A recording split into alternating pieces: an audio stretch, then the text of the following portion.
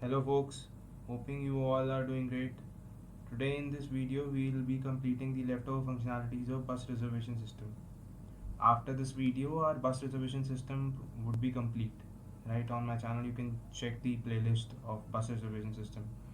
So let's first go to the flow chart that we very detailedly discussed in the previous video, that all the functionalities, these all functionalities are already developed in the project. Just we were left with the cancellation functionality and one internal functionality of sending the tickets to the user. When the user books the ticket should be sent to the user on the email, right? So that functionality was remaining. So let me take you to the ID and let's see the code part, what all changes have been done, right? In the previous video we were last discussing our my booking controller, which was being used to display the all the bookings of the user that has been logged in to our application, right? The page where all the bookings could be seen.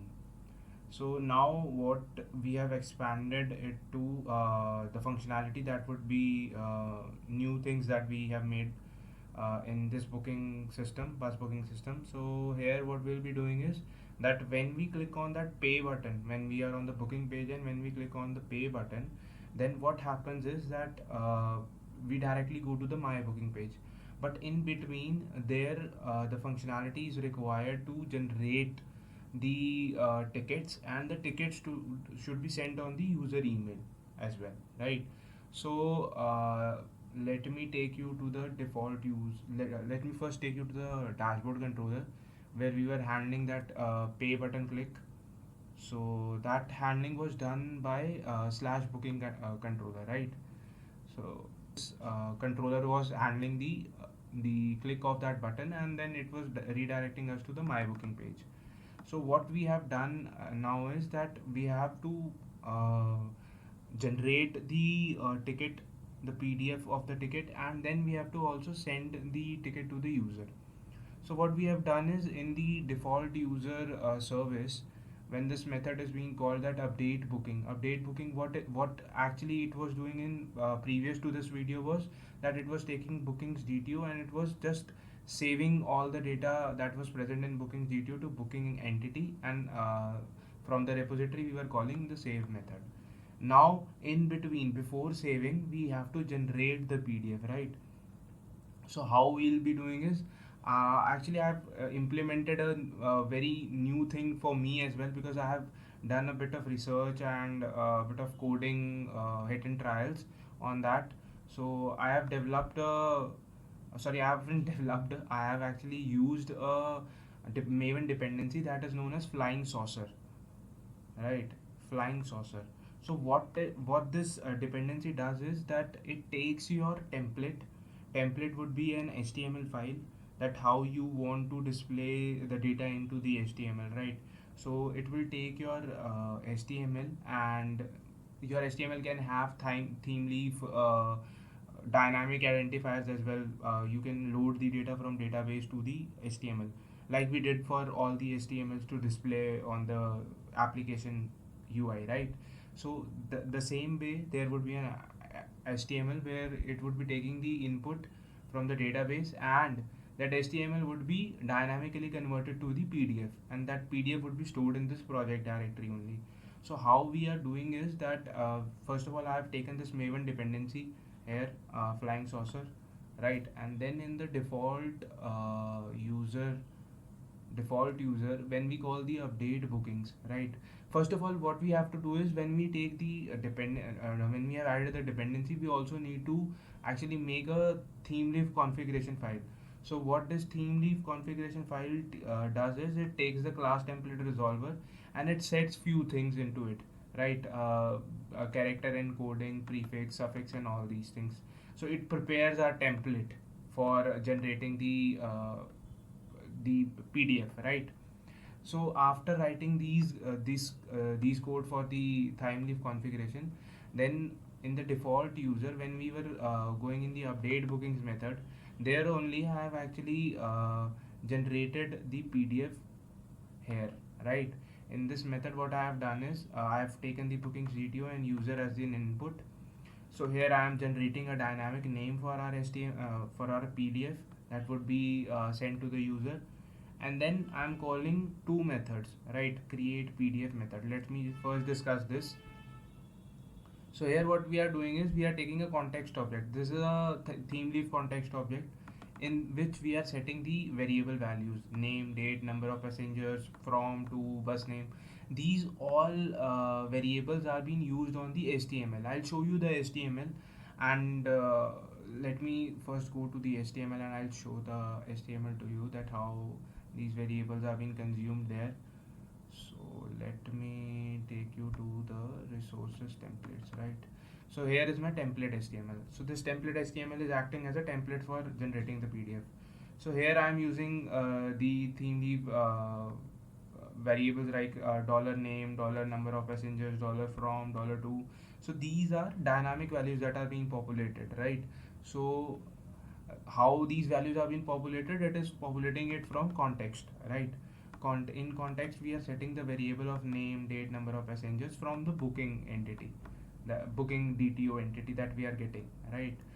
Then thereafter I am using output stream and itext renderer. Itext renderer is a simple PDF generator, right? So I am using itext renderer and simply calling create PDF. So first of all, what is going on is when we are using template engine. So what template engine does is it processes things. It processes your template with and generate your PDF, right? It generates your it actually reads your template HTML and then processes it for creating a PDF, right? Then itext renderer has been creating a PDF to a particular directory that I'm using here, right? And the name generator is a dynamic name that I'm generating. So this is how we are generating the PDF from an HTML dynamically, right? We are not writing some data to the HTML and saying that this data only should be displayed in the PDF. It is all dynamic. The data that would be supplied from the database would be displayed in the PDF, right? Then thereafter I am using a method send email. So this functionality, this sending of email, we have already covered in the previous videos, where I am sending the email from Gmail, right? You can see my video. The video link would be in the description. So what we are doing is here is that we are using username and password. Username is the sending email, that from which email you will be sending the email, and then password is the application password that I generated in that video. So if you don't know how to generate the application password on Gmail, so you can check that video of sending mail through Gmail, right? So here what we are doing is we are setting the properties that are necessary for us, and then we are creating a session object, right? So then I am using a mime message, a message class and a mime message.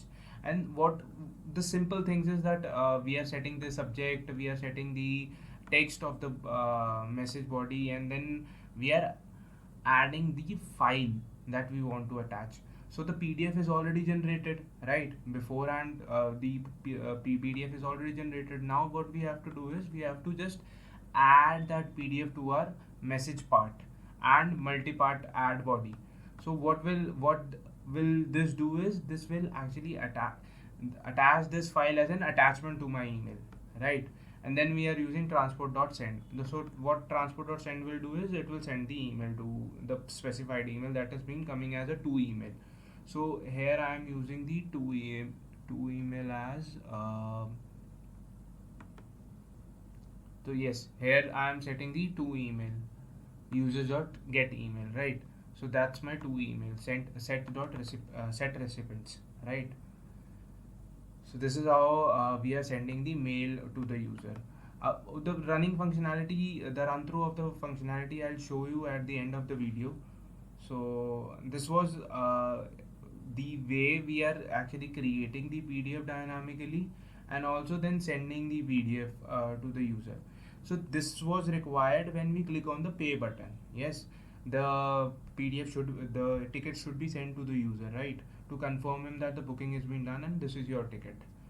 So it was called from this method, update bookings, right? When we in the bookings control dashboard controller, when we were clicking on the pay button, then in this method we are doing all these things. We are generating the PDF and then we are attaching that PDF to the email, and that email is being sent to the user, to the customer who's booking that ticket, right?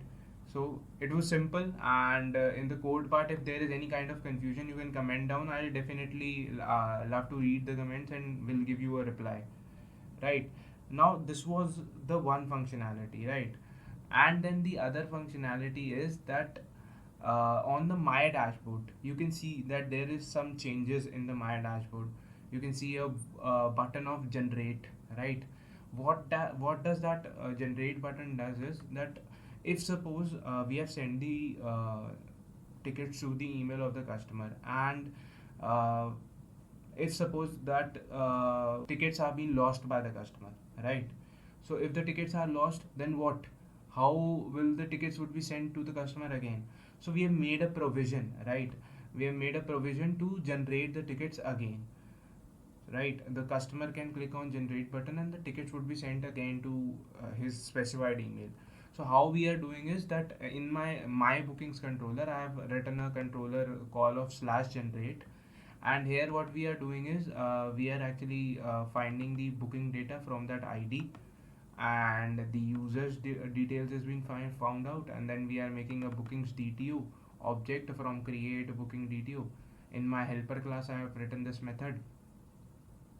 So after creating that object, we are just sending the object to our model, right? We are adding to our model, and then model is being sent uh, to our HTML page, right? And then there is a consumption on our HTML page of success variable, right? How it is being done is, let me show you the HTML of dashboard, sorry, of my bookings. So here what are we doing is look, here I'm seeing that if the param success is present, then I have to show this message ticket sent to your email id successfully, right? And how is the tickets being sent to the user? We are again calling from the user service, we are calling the send email method, the same method that we used for when the person clicked on the pay, right? The same method is being called again to generate the email and send the email to the user, right? So this was the same method, right, which I showed you before also and explained you. So this is how we are generating the email again if the user has lost the tickets. Now the main functionality that we discussed, that we highlighted in the flowchart as well, was the cancellation functionality, right? How the person could cancel the booking. So for that, you can see on the screen that cancel button is present on the my booking table, right? So when we click on the cancel button, it goes to this controller call of slash cancel, and again what we are doing is we are getting the booking details of that particular cancelled request, and then if the first of all, after getting the details of that booking, we are updating that let me take you to this method of set data, right? I have called a method called set data. So what it is doing, it is taking the booking details, and I've actually governed that on the let's keep it simple. Let's just click on this cancel button. So what will happen is our booking details would be fetched out from the database, and then uh, few things would be done, right? What are being done is that we are getting the booking details by user ID, and also we are reversing it and we are adding to the bookings model. And what addition we are doing is that we are actually setting the trip status variable I have taken in the bookings table, right? So that trip status variable is being set to false. If this is false, then your booking is being cancelled. This is the simple logic I am using. So what I am doing is if the cancel has been clicked for the first time, then I am setting the trip status to false, and then I am saving that bookings data to our table. And then again bookings are being fetched from the table, and then model is being to the model, the bookings are being added and sent to the UI. On the UI it has been getting consumed, and our my bookings page has been displayed, right? Now what if the trip is already been cancelled, right? if the status from active is being changed to the cancelled. So what will happen, right? Again, if I click on cancel button, what should happen? It should give that your booking is already been cancelled, don't click on cancel, right? So I have sent a message, I have handled this from a message. So again, when we click on cancel, the call comes again here, and what it checks is, in the if condition, I check that for this booking data, the is trip status is false. If it is false, then I don't have to do any operations of saving our booking data again and setting the trip status again. We'll simply send it to the my booking page with a param as already cancelled, right? So how I am handling that already cancel on my HTML, let me show you my bookings HTML. So what I am doing is, if I am getting already cancel, then I am showing the message, your this trip is already cancelled, you will receive mail when refund is initiated. And if the first time the cancel is being done, then I am saying your trip is cancelled successfully, you will receive mail when refund is initiated. So I have handled these functionality with a message, right? So this was the code changes, right? So now let me, I have already covered my bookings controller changes and dashboard controller changes, right? And some of the HTML changes as well, like my bookings HTML and the template HTML that is new, made to actually generate the PDF ticket for the user.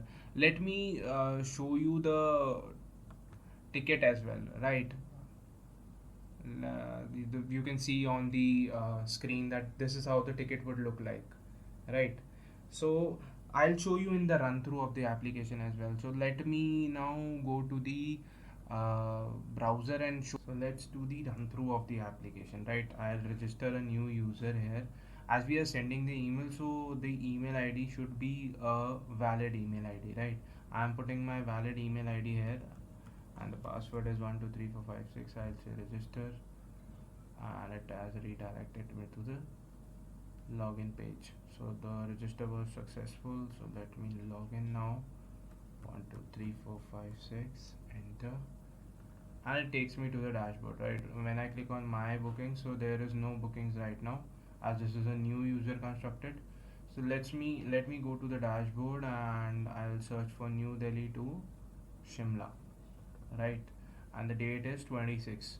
So this data which is being populated, the bus details that are being populated, it is a static data in my database, right? I'm getting the data from the database only, but this is static, right? This is not dynamic, that any new entry of the bus and it is automatically being updated in our database, right? So that you have to use the database, maybe the PG admin for Postgres, and you have to insert data into the database, right? So I've already inserted the data into the database. So let me book a Volvo ticket of 550 rupees, and it takes me to the booking page, and I will say 3 members will be going with me, and the price is 1650. So what I was talking about this pay button. When we did click on this pay button, what was happening is we were simply sending the user to our my bookings page. But now what changes are being done is a template of ticket would be generated, and then ticket would be attached to the email ID, right? And then that email would be sent to that particular customer's email ID. I'll show you the email also in this from my mailbox as well, right? So I'll click on pay button, and let me see the email is being sent or not. So let me take you to my Gmail account as well. So let this get opened. Yes, so my booking are being done, and this is the generate button that is being shown to generate the ticket again if I have lost the access to the ticket. And to cancel the booking, I have used this cancel button. Right now the trip status is active, that I have to go, I am traveling, right? I don't have to cancel this booking, right? So let me take you to my mailbox, and this is how the ticket is being generated. There is no body to the email right now, so this is the template I am showing you of the email, right? I'll also attach the screenshot as well, right? So this is my template of email, right? Date of departure is being given of 26, name of primary passenger is being given, ticket number is a random ticket number, number of passengers traveling are 3, departure is from New Delhi, destination is Shimla, and bus name is Volvo V7, right? And I've given a note as well along with the ticket, bring the primary passenger's ID proof. So primary passenger is basically the passenger for the passenger who is booking the ticket, right? I have written name of primary passenger. So this is how the email is being sent. Now I've given another functionality of generating the email again. So if I click on this generate button, then again the email is being sent to the user with that same particular attachment that is being sent right now in the email. So I'll show you again the email. It says that ticket sent to your email successfully. So let me check my mailbox again. Yes, I have received a mail again. So let me open the ticket again. The same content has been there, right, which I showed you previously. So this is how the generate button will work. Now what if I have to book a ticket again, maybe of Shimla, and I'll say of 26 again. I'll book for HRTC, right? I want to travel in Himachal tourism. So I'll say booking is for 5 passengers and the price is 401, sorry. And I'll click on pay button.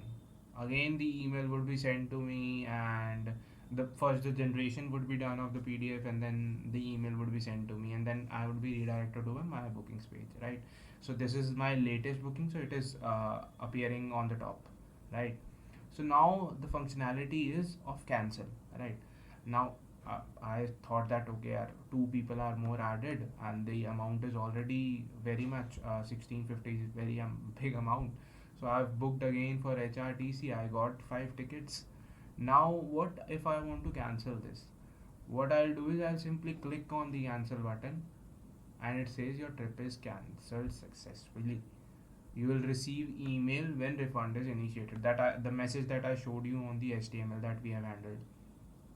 So if I click on this again, so what it says is, if I click on it again, your this trip is already cancelled. You will receive mail when refund is initiated. So don't play with this button by clicking it again and again. I have showed the message in red also that your trip is already being cancelled, right? So this is how we are handling the cancel as well. So this was the complete project. It was a very small project, not a big project, right? We'll be covering some big projects ahead as well.